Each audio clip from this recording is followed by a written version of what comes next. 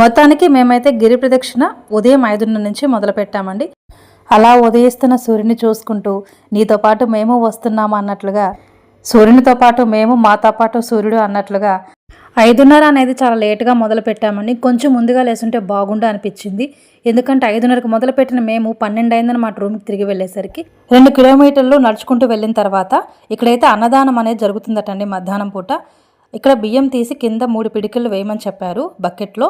తర్వాత అందరికీ ఒక్కొక్కరికి ఒక్కొక్క రుద్రాక్ష అనేది ఇచ్చారు. మేము నలుగురం కాబట్టి 4 రుద్రాక్షలు వచ్చాయి. ఏదైనా తింటే బాగుండు అనుకుంటున్న టైంలో బొరుగులు అయితే అక్కడ కలిపెట్టారని, మసాలా బొరుగులు. అయితే అమ్మయ్య కొంచెం ఘన పదార్థం కడుపులో పడింది అనుకున్నాము. ఆ తర్వాత చెరుకు రసం అమ్ముతున్నారండి, తలా ఒక గ్లాస్ తాగాము. అలా ఇంకొన్ని కిలోమీటర్లు ఆ కొండను చూసుకుంటూ, ఆ కొండకి నమస్కారం చేసుకుంటూ అలా మా నడకైతే సాగింది.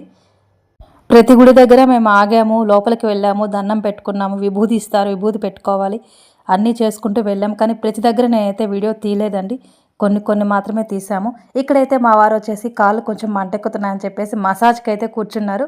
మేము కూడా అలా రిలాక్స్గా కాసేపు కూర్చున్నాము. అలా ఇంకొంచెం దూరం నడిచిన తర్వాత అక్కడ మాకైతే జింకలు కనిపించాయి. పిల్లలు కాసేపు వాటితో అలా సరదాగా ఆడుకున్నారు. పాపం చాలామంది అయితే పెద్ద పెద్ద వాళ్ళు కూడా గిరి ప్రదక్షిణ చేస్తున్నారండి. అందరూ కూడా సాక్స్లు వేసుకున్నారు. కానీ ఆ సాక్స్లు కూడా కొంత దూరం వెళ్ళాక చినిగిపోతున్నాయి. మళ్ళీ వేరే కొత్త సాక్స్లు అనేది కొనుక్కుంటున్నారు. మేమైతే అసలు ఏ సాక్స్లు వాడలేదు, ఉత్తకాలతో అలాగే నడుచుకుంటూ వెళ్ళిపోయాం. కొన్ని ముఖ్యమైన విషయాలు అయితే చెప్పాలనుకుంటున్నానండి. వీడియో లెంత్ అయితే సరిపోదు. నెక్స్ట్ వీడియోలో అయితే కలుద్దాము. ప్లీజ్ లైక్ చేయండి, సబ్స్క్రైబ్ చేయండి.